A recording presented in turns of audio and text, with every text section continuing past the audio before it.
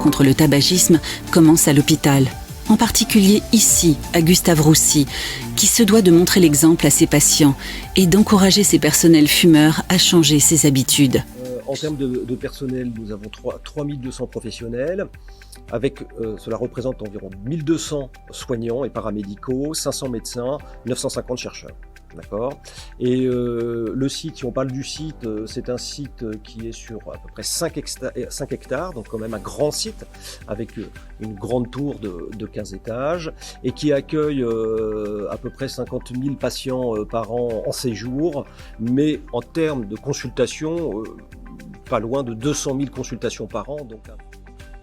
Donc le changement majeur, nous en avons parlé, la mise en place d'une signalétique ad hoc. Par ailleurs, la suppression des cendriers, on a également supprimé l'abri fumeur.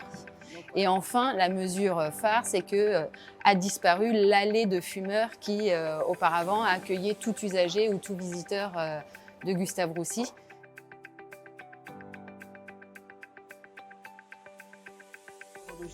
Donc l'enjeu majeur, c'est un enjeu de santé publique, dans le sens où les établissements sont tout de même en première ligne, que ce soit en prévention primaire, secondaire et même tertiaire, comme c'est.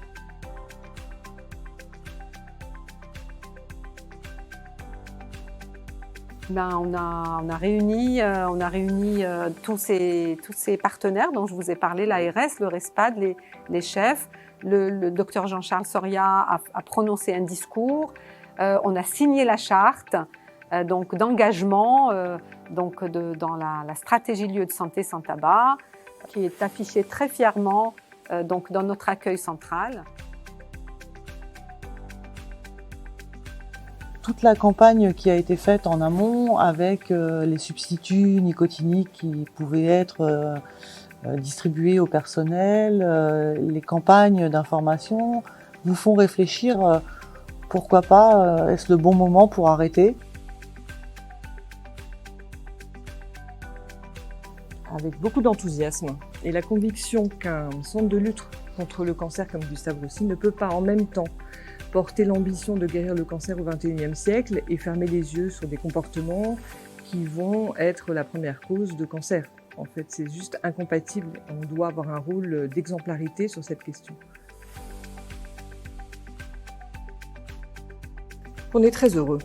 On est très heureux d'avoir mis ça en place, que ça a été le travail d'une équipe, un travail acharné, volontariste, mais tellement convaincu que finalement le résultat est au-dessus de nos espérances et qu'on se félicite de porter haut ce message qui est vraiment un message tellement important. Peut-être un peu tardif en réalité. Aujourd'hui, c'est peut-être le bilan que j'en tire, c'est qu'on aurait pu faire ça plus tôt, mais mieux vaut tard que jamais. En tout cas, on se sent encore assez précurseur dans ce domaine et c'est bien. Changer pour une meilleure santé. Changer pour montrer l'exemple. C'est le sens de notre campagne Gustave Roussy, lieu de santé sans tabac, lancée le 26 août 2020.